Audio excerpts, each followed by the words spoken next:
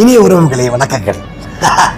மஸ்கட்ல இருந்து கார் பயணம் மூலமா சுமார் 40 கிலோமீட்டர் தூரத்துல கந்தாப் கடற்கரையில டிக்கெட் எடுத்து என் குடும்பத்தோடையும் திரு பாலாஜி அவர்களுடைய குடும்பத்தோடையும் போட்டில், அந்த போட்டினுடைய அழகை பாருங்க.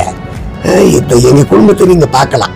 இந்த போட்டில் பார்க்கறது இதை திமிங்கலத்தை பாருங்க. இயற்கையா கடல்ல துள்ளி விளையாடிட்டு இருக்கு பாருங்க.